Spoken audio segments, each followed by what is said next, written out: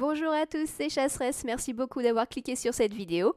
Il s'agit d'une rediffusion d'un live sur Twitch, d'une lecture des histoires ou contes du temps passé de Charles Perrault, dans son édition de 1697, que vous pouvez retrouver sur Gallica, gratuitement et légalement.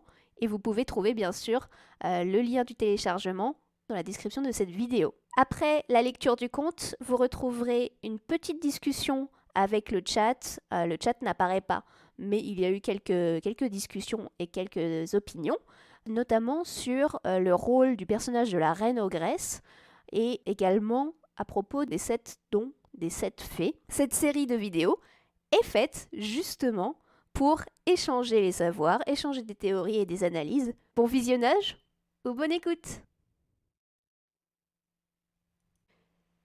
La Belle au bois dormant. Conte. Il était une fois un roi et une reine qui étaient si fâchés de n'avoir point d'enfants, si fâchés qu'on ne saurait dire. Ils allèrent à toutes les eaux du monde, vœux, pèlerinages, menues dévotions. Tout fut mis en œuvre, et rien n'y faisait. Enfin pourtant, la reine devint grosse, et accoucha d'une fille. On fit un beau baptême. On donna pour marraine à la petite princesse toutes les fées qu'on put trouver dans le pays. Il s'en trouva 7, afin que chacune d'elles, lui faisant un don, comme c'était la coutume des fées en ce temps-là, la princesse eut par ce moyen toutes les perfections imaginables. Après les cérémonies du baptême, toute la compagnie revint au palais du roi, où il y avait un grand festin pour les fées. On mit devant chacune d'elles un couvert magnifique, avec un étui d'or massif, où il y avait une cuillère, une fourchette et un couteau de fin or, garni de diamants et de rubis.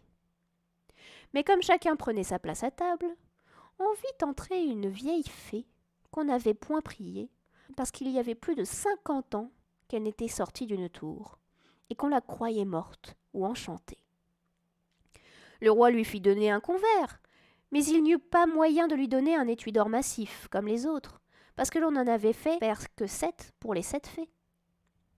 La vieille crut qu'on la méprisait, et grommela quelques menaces entre ses dents.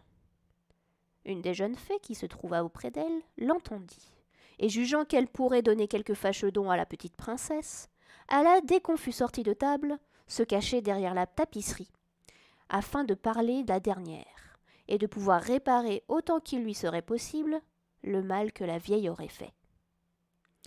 Cependant, les fées commencèrent à faire leur don à la princesse. La plus jeune lui donna pour don qu'elle serait la plus belle personne du monde. Celle d'après qu'elle aurait de l'esprit comme un ange. La troisième qu'elle aurait une grâce admirable à tout ce qu'elle ferait. La quatrième qu'elle danserait parfaitement bien. La cinquième qu'elle chanterait comme un rossignol. Et la sixième qu'elle jouerait de toutes sortes d'instruments dans la dernière perfection. Le rang de la vieille fée étant venu, elle dit en branlant la tête, encore plus de dépit que de vieillesse, que la princesse se percerait la main d'un fuseau, et qu'elle en mourrait. Ce terrible don fit frémir toute la compagnie, et il n'y eut personne qui ne pleurât. Dans ce moment, la jeune fée sortit de derrière la tapisserie, et dit tout haut ces paroles. « Rassurez-vous, roi et reine, votre fille n'en mourra pas. Il est vrai que je n'ai pas assez de puissance pour défaire entièrement ce que mon ancienne a fait. La princesse se percera la main d'un fuseau, mais au lieu d'en mourir, elle tombera seulement dans un profond sommeil qui durera 100 ans, au bout desquels le fils d'un roi viendra la réveiller. » Le roi, pour tâcher d'éviter le malheur annoncé par la vieille, fit publier aussitôt un édit, par lequel il défendait à toute personne de filer au fuseau, ni d'y avoir des fuseaux chez soi, sur peine de la vie. Au bout de 15 ou 16 ans, le roi et la reine étant allés à l'une de leurs maisons de plaisance, il arriva que la jeune princesse, courant un jour dans le château, et montant de chambre en chambre, alla jusqu'au haut d'un donjon dans un petit galetas, où une bonne vieille était seule à filer à quenouille. Cette bonne femme n'avait point ouï parler des défenses que le roi avait faites de filer au fuseau. « Que faites-vous là, ma bonne femme » dit la princesse. « Je file, ma belle enfant » lui répondit la vieille qui ne la connaissait pas. « Ah, que cela est joli ! reprit la princesse. Comment faites-vous? Donnez-moi que je vois si j'en ferai bien autant. Elle n'eut pas plutôt pris le fuseau, que comme elle était fort vive, un peu étourdie, et que d'ailleurs l'arrêt des fées l'ordonnait ainsi, elle s'en perça la main, et tomba évanouie. La bonne vieille, bien embarrassée, crie au secours. On vient de tous côtés, on jette de l'eau au visage de la princesse, on la délace, on lui frappe dans les mains, on lui frotte les tempes avec de l'eau et de la reine de Hongrie. Mais rien ne la faisait revenir. Alors le roi, qui était monté au bruit, se souvint de la prédiction des fées, et qui jusa bien qu'il fallait que ça arrivât, puisque les fées l'avaient dit, fit mettre la princesse dans le plus bel appartement du palais, sur un lit en broderie d'or et d'argent. On eût dit un ange, tant elle était belle. Car son évanouissement n'avait pas ôté les couleurs vives de son teint. Ses joues étaient incarnates, et ses lèvres comme du corail. Elle avait seulement les yeux fermés, mais on l'entendait respirer doucement, ce qui faisait voir qu'elle n'était pas morte. Le roi ordonna qu'on la laissât dormir en repos, jusqu'à ce que son heure de se réveiller fût venue. La bonne fée qui lui avait sauvé la vie, en la condamnant à dormir 100 ans, était dans le royaume de Mataquin, à 12 000 lieues de là, lorsque l'accident arriva à la princesse. Mais elle en fut avertie en un instant par un petit nain, qui avait des bottes de 7 lieues. C'étaient des bottes avec lesquelles on faisait 7 lieues d'une seule enjambée. La fée partit aussitôt, et on la vit au bout d'une heure arriver dans un chariot tout de feu, traîné par des dragons. Le roi lui alla présenter la main à la descente du chariot. Elle approuva tout ce qu'il avait fait, mais comme elle était grandement prévoyante, elle pensa que quand la princesse viendrait à se réveiller, elle serait bien embarrassée toute seule dans ce vieux château. Voici ce qu'elle fit. Elle toucha de sa baguette tout ce qui était dans le château. Or le roi et la reine, gouvernantes, filles d'honneur, femmes de chambre, gentilshommes, officiers, maîtres d'hôtel, cuisiniers, marmitons, galopins, gardes suisses, pages, valets de pied. Elle toucha aussi tous les chevaux qui étaient dans les écuries avec les palefreniers, les gros matins de basse-cour, et la petite pousse, petite chienne de la princesse, qui était auprès d'elle sur son lit. Dès qu'elle les eut touchés, ils s'endormirent tous, pour ne se réveiller qu'en même temps que leur maîtresse, afin d'être tous prêts à la servir quand elles en auraient besoin. Les broches mêmes qui étaient au feu, toutes pleines de perdrix et de faisans, s'endormirent, et le feu aussi. Tout cela se fit en un moment. Les fées n'étaient pas longues à leur besogne. Alors le roi et la reine, après avoir baisé leur cher enfant sans qu'elle l'éveillât, sortirent du château et firent publier des défenses à qui que ce soit d'en approcher. Ces défenses n'étaient pas nécessaires, car il crut dans un quart d'heure tout autour du parc une si grande quantité de grands arbres et de petits, de ronces et d'épines entrelacées les unes dans les autres, que bête ni homme n'y aurait pu passer. En sorte qu'on ne voyait plus que le haut des tours du château. Encore n'était-ce que de bien loin. On ne douta point que la fée n'eût encore fait là un tour de son métier, afin que la princesse, pendant qu'elle dormirait, n'eût rien à craindre des curieux. Au bout de 100 ans, le fils du roi qui régnait alors, et qui était d'une autre famille que la princesse endormie, étant allé à la chasse de ce côté-là, demanda ce que c'était que des tours qu'il voyait au-dessus d'un grand bois fort épais. Chacun lui répondit selon qu'il en avait ouï parler. Les uns disaient que c'était un vieux château où il revenait des esprits. Les autres que tous les sorciers de la contrée y faisaient leur sabbat. La plus commune opinion était qu'un ogre y demeurait, et que là il emportait tous les enfants qu'il pouvait attraper, pour les pouvoir manger à son aise, et sans qu'on le pût suivre, ayant seul le pouvoir de le faire un passage au travers du bois. Le prince ne savait qu'en croire, lorsqu'un vieux paysan prit la parole et lui dit « Mon prince, il y a plus de 50 ans que j'ai ouï dire à mon père qu'il y avait dans ce château une princesse, la plus belle qu'on eût pu voir, qu'elle y devait dormir 100 ans, et qu'elle serait éveillée par le fils d'un roi, à qui elle était réservée. » Le jeune prince, à ce discours, se sentit tout de feu. Il crut sans balancer qu'il mettrait fin à une si belle aventure, et poussé par l'amour et par la gloire, il résolut de voir sur-le-champ ce qui en était. À peine s'avança-t-il vers le bois que tous ces grands arbres, ces ronces et ces épines s'écartèrent d'elles-mêmes pour le laisser passer. Il marche vers le château qu'il voyait au bout d'une grande avenue où il entra.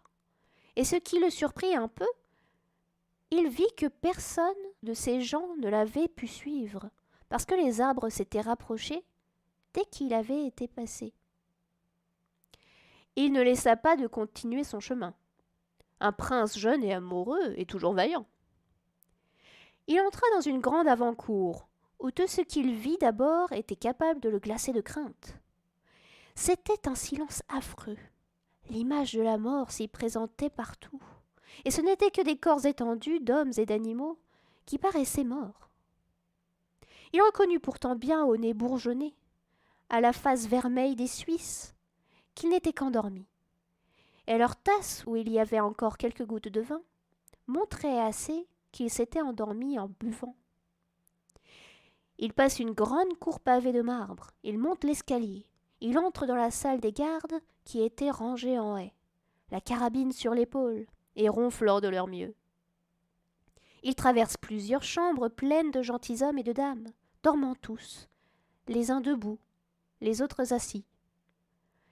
Il entre dans une chambre toute dorée, et il vit sur un lit, dont les rideaux étaient ouverts de tous côtés, le plus beau spectacle qu'il eût jamais vu. Une princesse qui paraissait avoir 15 ou 16 ans, et dont l'éclat resplendissant avait quelque chose de lumineux et de divin. Il s'approcha en tremblant et en admirant, et se mit à genoux auprès d'elle. Alors, comme la fin de l'enchantement était venue, la princesse s'éveilla, et le regardant avec des yeux plus tendres qu'une première vue ne semblait le permettre. « Est-ce vous, mon prince ?» lui dit-elle. « Vous vous êtes bien fait attendre. » Le prince, charmé de ces paroles, et plus encore de la manière dont elles étaient dites, ne savait comment lui témoigner sa joie et sa reconnaissance. Il l'assura qu'il l'aimait plus que lui-même. Ses discours furent mal rangés. Ils en plurent davantage. Peu d'éloquence, beaucoup d'amour. Il était plus embarrassé qu'elle, et l'on ne doit pas s'en étonner. Elle avait eu le temps de songer à ce qu'elle aurait à lui dire, car il y a apparence, l'histoire n'en dit pourtant rien, que la bonne fée, pendant un si long sommeil, lui avait procuré le plaisir des songes agréables. Enfin, il y avait 4 heures qu'ils se parlaient, et ils ne s'étaient pas encore dit la moitié des choses qu'ils avaient à se dire. Cependant, tout le palais s'était réveillé avec la princesse. Chacun songeait à faire sa charge, et comme ils n'étaient pas tous amoureux, ils mouraient de faim. La dame d'honneur, pressée comme les autres, s'impatienta, et dit tout haut à la princesse que la viande était servie. Le prince aida la princesse à se lever. Elle était tout habillée et fort magnifiquement, mais il se tarda bien de lui dire qu'elle était habillée comme ma mère grand, et qu'elle avait un collet monté, et elle n'en était pas moins belle. Ils passèrent dans un salon de miroirs et y soupèrent, servis par des officiers de la princesse. Les violoncelles et les hautbois jouèrent de vieilles pièces, mais excellentes, quoiqu'il y eût près de 100 ans qu'on ne les jouait plus. Et après souper sans perdre de temps, le grand aumônier les maria dans la chapelle du château, et la dame d'honneur leur tira le rideau. Ils dormirent peu. La princesse n'en avait pas grand besoin, et le prince la quitta dès le matin pour retourner à la ville, où son père devait être en peine de lui. Le prince lui dit qu'en chassant, il s'était perdu dans la forêt, et qu'il avait couché dans la hutte d'un charbonnier, qui lui avait fait manger du pain noir et du fromage. Le roi son père, qui était bonhomme, le crut, mais sa mère n'en fut pas bien persuadée.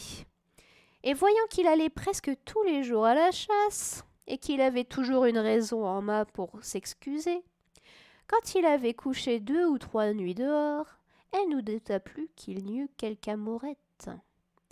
Car il vécut avec la princesse plus de 2 ans entiers, et en eut 2 enfants, dont le premier, qui fut une fille, fut nommé l'Aurore, et le second un fils qu'on nomma le Jour, parce qu'il paraissait encore plus beau que sa sœur. La reine dit plusieurs fois à son fils, pour le faire expliquer, qu'il fallait se contenter dans la vie. Mais il n'osa jamais se fier à elle de son secret. Il la craignait quoiqu'il l'aimait, car elle était de la race ogresse, et le roi ne l'avait épousée qu'à cause de ses grands biens. On disait même tout bas à la cour qu'elle avait des inclinations des ogres, et qu'en voyant passer de petits enfants, elle avait toutes les peines du monde à se retenir de se jeter sur eux. Ainsi le prince ne voulut jamais rien dire. Mais quand le roi fut mort, ce qui arriva au bout de 2 ans, et qu'il se vit le maître, il déclara publiquement son mariage et alla en grande cérémonie quérir la reine sa femme dans son château. On lui fit une entrée magnifique dans la ville capitale, où elle entra au milieu de ses 2 enfants. Quelque temps après, le roi alla faire la guerre à l'empereur Cantalabute, son voisin. Il laissa la régence du royaume à la reine sa mère, et lui recommanda fort sa femme et ses enfants. Il devait être à la guerre tout l'été, et dès qu'il fut parti, la reine mère envoya sa bru et ses enfants à une maison de campagne dans les bois, pour pouvoir plus aisément assouvir son horrible envie. Elle y alla quelques jours après, et dit un soir à son maître d'hôtel « Je veux manger demain à mon dîner la petite Aurore. »« Ah, madame, dit le maître d'hôtel, je le veux, dit la reine. Elle le dit d'un ton d'ogresse, qui a envie de manger de la chair fraîche. Et je la veux manger à la sauce Robert. Ce pauvre homme, voyant bien qu'il ne fallait pas se jouer à une ogresse, prit son grand couteau et monta à la chambre de la petite Aurore. Elle avait pour lors 4 ans, et vint en sautant et en riant se jeter à son col, et à lui demander du bonbon. Il se mit à pleurer, le couteau lui tomba des mains, et il alla dans sa basse-cour couper la gorge à un petit agneau, et lui fit une si bonne sauce que sa maîtresse l'assura qu'elle n'avait jamais rien mangé de si bon. Il avait emporté en même temps que la petite Aurore, et l'avait donnée à sa femme pour la cacher, dans le logement qu'elle avait au fond de la basse-cour. 8 jours après, la méchante reine dit à son maître d'hôtel « Je veux manger à mon souper le petit jour. » Il ne répliqua pas, résolu de la tromper comme l'autre fois. Il alla chercher le petit jour, et le trouva avec un petit fleuret à la main, dont il faisait des armes avec un gros singe. Il n'avait pourtant que 3 ans. Il le porta à sa femme, qui le cacha avec la petite Aurore, et donna à la place du petit jour un petit chevreau fort tendre que l'ogresse trouva admirablement bon. Cela était fort bien allé jusque-là. Mais un soir, cette méchante reine dit au maître d'hôtel « Je veux manger la reine à la même sauce que ses enfants. » Ce fut alors que le pauvre maître d'hôtel désespéra de la pouvoir encore tromper. La jeune reine avait 20 ans passés, sans compter les 100 ans qu'elle avait dormi. Sa peau était un peu dure, quoique belle et blanche. Et le moyen de trouver dans la ménagerie une bête aussi dure que cela, il prit la résolution, pour sauver sa vie, de couper la gorge à la reine, et monta dans sa chambre, dans l'intention de n'en pas faire à 2 fois. Il s'excitait à la fureur, et entra le poignard à la main dans la chambre de la jeune reine. Il ne voulut pourtant point la surprendre, et lui dit avec beaucoup de respect l'ordre qu'il avait reçu de la reine-mère. « Faites, faites, lui dit-elle, en lui tendant le col. Exécutez l'ordre qu'on vous a donné. J'irai revoir mes enfants, mes pauvres enfants que j'ai tant aimés. » Elle les croyait morts depuis qu'on les avait enlevés sans lui rien dire. « Non, non, madame, lui répondit le pauvre maître d'hôtel, tout attendri. Vous ne mourrez point, et vous ne laisserez pas d'aller revoir vos chers enfants. Mais cela sera chez moi, où je les ai cachés, et je tromperai encore la reine, en lui faisant manger une jeune biche en votre place. » Il la mena aussitôt à sa chambre, où la laissant embrasser ses enfants et pleurer avec eux, il alla accommoder une biche, que la reine mangea à son souper avec le même appétit que si c'eût été la jeune reine. Elle était bien contente de sa cruauté, et elle se préparait à dire au roi à son retour que les loups enragés avaient mangé la reine, sa femme et ses 2 enfants. Un soir qu'elle rôdait à son ordinaire dans les cours et la basse-cour du château pour y aléner quelques viandes fraîches, elle entendit dans une salle basse le petit jour qui pleurait, parce que la reine, sa mère, le voulait faire fouetter, à cause qu'il avait été méchant. Et elle entendit aussi la petite Aurore qui demandait pardon pour son frère.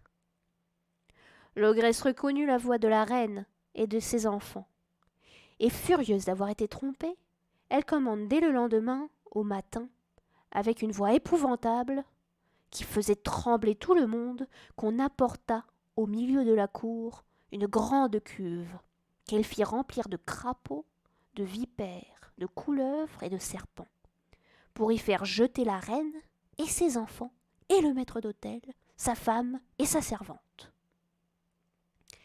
Elle avait donné ordre de les mener les mains liées derrière le dos. Ils étaient là, et les bourreaux se préparaient à les jeter dans la cuve, lorsque le roi, qu'on n'attendait pas si tôt, entra dans la cour à cheval. Il était venu en poste, et demanda tout étonné ce que voulait dire cet horrible spectacle. Personne n'osait l'en instruire, quand l'ogresse, enragée de voir ce qu'elle voyait, se jeta d'elle-même la tête la première dans la cuve, et fut dévorée en un instant par les vilaines bêtes qu'elle y avait fait mettre. Le roi ne laissa pas d'en être fâché, elle était sa mère, mais il s'en consola bientôt avec sa belle femme et ses enfants. Moralité. Attendre quelque temps pour avoir un époux, riche, bien fait, galant et doux, la chose est assez naturelle. Mais l'attendre 100 ans et toujours en dormant, on ne trouve plus de femelle qui dormit si tranquillement. La fable semble encore vouloir nous faire entendre que souvent de l'hymen les agréables nœuds, pour être différés, n'en sont pas moins heureux, et qu'on ne perd rien pour attendre, mais le sexe avec tant d'ardeur aspire à la foi conjugale, que je n'ai pas la force ni le cœur de lui prêcher cette morale. C'est pour ça que je tenais à relire les contes de Perrault, puisque effectivement, au final, notamment par Disney, les versions de contes qu'on connaît le mieux, ce sont celles des frères Grimm, même en France. Mais oui, les servants sont des objets qui n'ont pas de famille, voilà. Les servants, ils sont là. Mais ce qui est intéressant, c'est que voilà, tout le monde dort avec la princesse, sauf le roi et la reine. Donc, quand la princesse se réveille, le roi et la reine sont morts. Parce qu'il faut qu'ils tiennent leur royaume. Mais les serviteurs, effectivement, toute la cour, au final, se met au service de la princesse, puisque tout le monde va dormir en même temps qu'elle. Donc, quelque part, le roi et la reine, le temps de faire dormir leur fille, sacrifient toute leur cour à sa suite, au final. Et donc, le roi et la reine se retrouvent sans grilladin, sans garde suisse, sans personne. Et ils meurent un petit peu tout seuls. Voilà. Je ne sais pas ce qu'ils sont devenus, le roi et la reine, mais en 100 ans, bah forcément, ils ont disparu. Et en plus, au final, comme leur seule fille s'endort, on voit bien que le prince est d'une autre lignée. Il est d'une autre famille qui a dû prendre le contrôle du coup du royaume, puisqu'il n'y avait plus de roi ou de reine. Quelque part, elle a eu un petit peu de chance, la princesse, puisque si ses parents avaient réussi à avoir un deuxième enfant, bah en fait, elle aurait perdu tout son royaume, et son prince ne serait jamais venu quelque part. Il y a quelques passages qui sont vraiment très intéressants. Déjà, on peut voir que, contrairement aux frères Grimm, il y a 2 parties, en fait, à ce conte. Généralement, les versions de La Belle au bois dormant qu'on connaît, ça va être jusqu'au réveil de la princesse. Et ensuite, ils se marièrent, blablabla. Mais là, non. Il y a une deuxième partie. Le prince pourrait être celui du royaume voisin, Tous les servants ne se mettent pas au service, ils sont plutôt mis au service de force. Ah bah oui, mais de toute façon, effectivement, voilà, ils sont tous touchés par la fée d'un coup, et ils s'endorment en même temps que... Enfin, juste après la princesse, effectivement. Donc ils font partie des meubles, mais il y a aussi les dames et les nobles de la cour. Il n'y a pas que les serviteurs. Le prince, c'est pas celui du royaume voisin, puisque quand il est présenté, quand il est introduit dans l'histoire, c'est le prince du royaume. Mais pour qu'il n'y ait pas de problème de génétique, pas de problème de consanguinité, on sait bien que voilà, c'est une autre branche. Voilà. Au bout de 100 ans, le fils du roi qui régnait alors, et qui était d'une autre famille que la princesse endormie, demanda ce que c'était que des tours qu'il voyait au-dessus du grand bois. Donc, on est bien dans le même royaume, et c'est juste qu'il y a une nouvelle famille régnante, et en fait, il se balade dans son royaume, il part à la chasse, etc., et il se balade dans son royaume, et il voit des tours, au loin, au milieu du bois, en fait.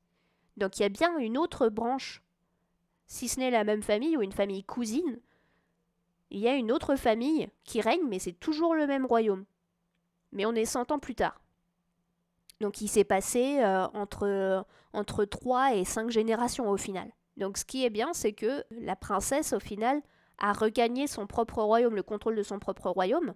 À partir du moment où elle va dans la ville capitale, elle peut de nouveau régner. Le problème, c'est que le prince est assez jeune et qu'il respecte quand même assez sa mère. Et donc, quand il part à la guerre, c'est sa mère sa mère l'ogresse, qui prend la régence. Et donc voilà, effectivement, généralement, quand on parle de La Belle au bois dormant, on parle de la première partie de l'histoire. Oui, le contrôle, bah oui, c'est la princesse. Hein. C'est la princesse, après, bon, elle finit dans la basse-cour. Mais on a quand même un rôle de femme au pouvoir. On ne dit pas que l'ogresse est une mauvaise reine ou une mauvaise régente, et le prince l'aime quand même beaucoup et la respecte quand même beaucoup. Le problème, c'est que elle mange des enfants. C'est un gros problème, on est bien d'accord, mais elle n'est pas caractérisée comme une mauvaise régente ou une mauvaise reine, ni même une mauvaise mère. Le problème, c'est qu'elle mange des enfants et qu'en plus elle est jalouse de sa belle-fille et donc de ses petits-enfants. Sachant que même au tout début, quand on apprend qu'elle est une ogresse, on sait qu'elle se contrôle, elle essaye de se contrôler. On est quand même sur un personnage d'ogresse qui sait un petit peu... Ouais, ce problème, c'est qu'elle mange ses petits-enfants, oui. Et oui, mais elle les mange pourquoi? Pas parce que... pas par vraiment avidité, mais parce qu'elle est jalouse de sa belle-fille et de ses petits-enfants, en fait. Elle mangeait un petit peu les enfants de la populace, mais est-ce que ça en fait vraiment une mauvaise reine? Je vous le demande. Mais elle se contrôlait le plus possible. Elle mangeait plutôt des animaux de basse-cour, si on comprend bien, si on revient sur le texte. Voilà, elle était de race ogresse, et le roi ne l'avait épousée qu'à cause de ses grands biens. On disait même tout bas à la cour qu'elle avait, qu'elle avait les inclinations des ogres. Donc c'est ce qu'on dit tout bas à la cour, hein, donc ce sont des rumeurs. Et qu'en voyant passer de petits enfants, elle avait toutes les peines du monde à se retenir de se jeter sur eux. Mais elle se contrôle, et c'est ce que dit sa cour. Donc faut faire attention, je rappelle, donc le texte est écrit en 1697, on est sous Louis XIV, et donc les rumeurs allaient bon train sur la réputation. Dans les faits, jusqu'ici, en tout cas à partir du moment où elle est déclarée comme ogresse, elle se contrôlait. C'est juste qu'il y avait des rumeurs. Et quelque part, à la fin, bon, elle demande quand même, ouais, effectivement, à manger sa petite fille, puis son petit-fils, puis sa bru. Ce qui n'est pas très gentil. Soyons bien d'accord. Mais un soir qu'elle rôdait à son ordinaire dans les cours et basses-cours du château pour y aléner quelques viandes fraîches, elle entendit, dans une salle basse, le petit jour qui pleurait. Donc, elle a l'air de contrôler un petit peu sa faim d'enfant en allant un petit peu dépecer tout ce qu'il y avait à la basse-cour. Il n'y a pas de fumée sans feu, mais bon. Là, l'attaque vraiment contre sa belle famille est une attaque ciblée. Ce n'est pas une attaque impulsive. Les détails sont importants. Il n'y a pas de fumée sans feu, effectivement. Il y a des rumeurs et on sait qu'elle est ogresse. Donc elle a des tendances. Ça n'empêche que jusqu'ici, ça ne restait que des rumeurs, et elle a l'air de manger un petit peu tout ce qui passe à la basse-cour. Donc vraiment, le fait qu'elle veuille manger Aurore, Jour et la princesse, enfin la reine, c'est que elle veut s'en débarrasser. Ce n'est pas à cause d'une impulsion. Elle a quand même un certain contrôle, elle a des idées derrière la tête. C'est un acte presque plus politique qu'instinctif. Je trouve qu'il y a complètement la possibilité qu'elle mange les gamins de la populace. Oui, tout à fait. C'est possible et fort probable. Mais quand on prend le texte, tout ce qu'on sait, c'est que ce sont des rumeurs et que normalement, elle se contrôle. Après, effectivement, il y a la reine-mère publique, qui va être la reine, la mère du roi et la régente. Et après, on va avoir l'ogresse qui demande au maître d'hôtel d'assassiner ses petits-enfants et sa belle-fille. Où là, il y a homicide volontaire. Elle a du mal à se contrôler en public, mais elle le fait. Elle a toutes les peines du monde à ne pas se jeter sur les enfants. Mais ça veut dire qu'elle y arrive. Mais effectivement, je suis d'accord, on a cette division entre la reine dans le public et l'ogresse dans le privé qui va vraiment cibler ses victimes. Donc si jamais elle en mange, elle a sans doute mangé des enfants de la populace, ça va être des attaques ciblées. Puisque même elle trouve des excuses pour le retour du roi, pour le retour de son fils. Il y a les loups enragés, ils ont dépioté. Et au final, elle abandonne complètement son plan machiavélique pour la cuve de vipères et autres bestioles qui au final ne lui permettront pas de les manger. Ce qui montre que là, envers sa belle famille, elle veut plus tant les dévorer que vraiment juste s'en débarrasser. Et le maître d'hôtel et sa femme avec parce que bon, ils ont désobéi quoi. Alors qu'elle aurait pu tous les manger. Lors de l'exécution publique d'ailleurs, la populace ne comprend pas trop ce qui se passe.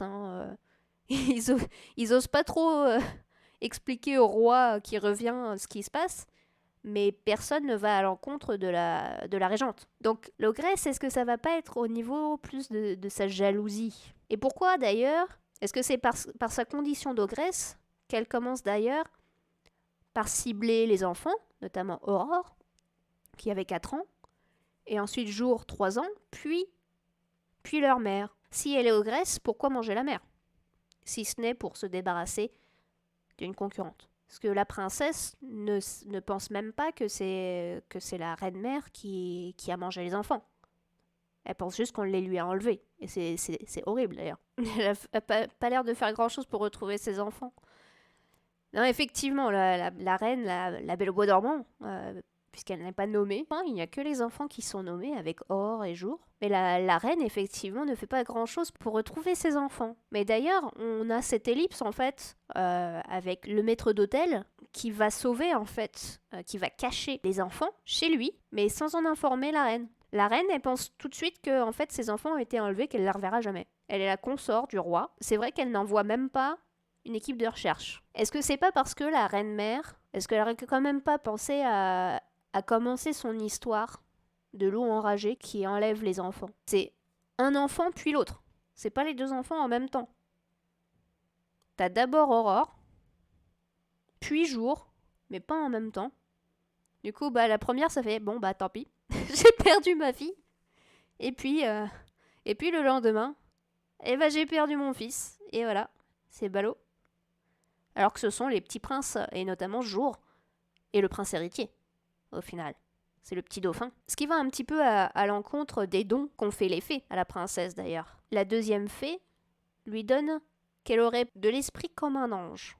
Est-ce que c'est vraiment de la sagesse ou est-ce que ça va être de l'esprit dans l'aspect spirituel? Une personne extrêmement sainte quelque part. Parmi les dons, on va avoir la beauté, on va avoir donc l'esprit comme un ange, ensuite une grâce admirable dans tout ce qu'elle fait, la danse, le chant, les instruments. Donc on va être sur une princesse idéale quelque part, parce qu'elle est belle, parce qu'elle peut faire tout avec grâce, et notamment dans les arts. Sachant que du coup, le 7e don, le don de la 7e fée qui est caché dans la tapisserie, ne lui est pas donné. Ce qui lui est donné, c'est de pouvoir dormir plutôt que de mourir. Il y a un don qui a été gâché, et je me suis toujours demandé, et j'aimerais bien avoir votre avis, quel était le don initial de la 7e fée? Alors l'esprit, ça pourrait être de l'intelligence, ou là, effectivement, un esprit de sainteté. Donc il y a 2 questions qui se posent au niveau des dons. Qu'est-ce que c'est que de l'esprit comme un ange? Et quel était le don initial de la 7e fée avant qu'elle ne décide de contrarier les plans de la vieille fée? Ça fait partie des mystères de ce conte.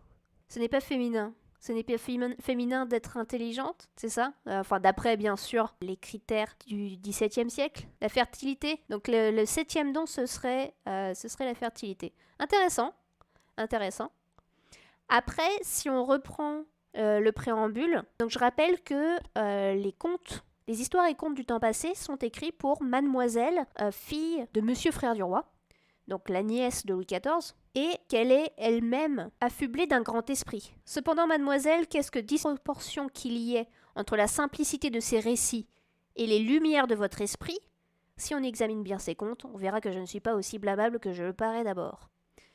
Donc, sexisme, oui, mais l'auteur des contes, donc Charles Perrault, et non pas son fils qui a fait croire que c'était lui, une femme peut avoir de l'esprit, enfin la lumière des esprits. Mais c'est vrai par contre que le problème, c'est que La Belle au bois dormant, le début du conte, se passe il y a 100 ans par rapport au présent de narration, par rapport au recueil en fait. Donc on est à la fin du XVIe siècle pour La Belle au bois dormant, puisque c'est le seul conte qu'on peut vraiment recontextualisé de manière historique à cause des détails de son apparence, qui est assez rigolote d'ailleurs. Le prince aida la princesse à se lever. Elle était toute habillée et fort magnifiquement, mais il se garda bien de lui dire qu'elle était habillée comme ma mère grand, et qu'elle avait un collet monté, ou un collet comme on pouvait en voir au XVIe siècle, et elle n'en était pas moins belle. On a un indice historique sur la manière de s'habiller de la Belle au bois dormant quand elle s'est endormie. Et donc, 100 ans plus tard, on est bien effectivement du temps de Perrault, en fait. Et du coup, c'est pour ça que si on revoit la petite illustration d'en-tête, on a effectivement un prince avec la perruque bouclée et les bas, les chaussures à talons qu'on peut trouver du temps de Louis XIV, à la fin du XVIIe siècle. Donc, pour en revenir à la notion du sexisme, qui bien sûr est quelque chose qui est d'assez problématique par rapport au conte de Perrault, c'est relatif. Pour un lectorat du XXIe siècle, oui, ces contes sont sexistes, bien sûr, parce qu'on est dans un cadre très patriarcal, on le retrouvera dans d'autres contes, notamment La Barbe Bleue, qui est quand même très très patriarcal. On a quand même une évolution du rôle de la femme d'avant les Lumières et après les Lumières. On le verra dans d'autres contes, il y a des moralités, comme dans La Barbe Bleue, avec l'une des moralités qui est assez sexiste, mais qui montre bien cette évolution du rôle et du pouvoir de la femme dans la société. Et donc là, peut-être que le don, ça aurait été la fertilité, effectivement, quelque chose d'assez utilitaire, disons, à la bonne femme du XVIe siècle, de la fin du XVIe siècle. C'est possible, mais quelque chose qui serait peut-être déjà un peu désuet du temps de Perrault. Mais là, d'après les dons qui sont évoqués, ce sont des dons qui étaient encore très en vogue pour les femmes de bonne famille de la fin du XVIIe siècle. Sur les dons, je crois que chez les Grimm, de toute façon je lirai aussi les Grimm, je crois que l'un des dons, ça va être celui de parler toutes les langues. Donc on a de nouveau une idée plutôt intellectuelle du rôle de la femme. Mais là, on est sur le tout début du XIXe siècle. Donc on est quand même beaucoup plus tard. Les textes et les récits sont bien sûr modernisés. Le conte de la Belle au bois dormant, entre autres, nous apprend qu'il faut savoir être patient. Et justement, je tiens à vous remercier d'avoir eu la patience d'arriver jusqu'à la fin de cette vidéo. Si elle vous a plu, mettez un petit pouce en l'air, ça aide énormément à la visibilité des petites vidéos. Et je commence à peine, donc si le projet vous a plu, si l'histoire vous a plu, n'hésitez pas à mettre un pouce en l'air, encore mieux à partager la vidéo. N'hésitez pas à laisser en commentaire vos idées et théories, notamment donc sur la reine ogresse. Est-ce qu'elle a attenté à la vie de sa belle famille parce qu'elle était ogresse ou à des fins politiques? Et d'après vous, quel était le 7e don initial, le don de la 7e fée. Je serais très contente de découvrir ce que vous avez à proposer, je suis sûre que ça va être génial.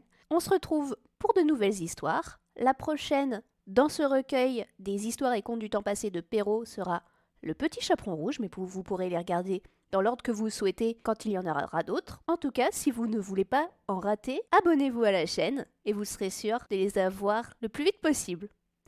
À très bientôt!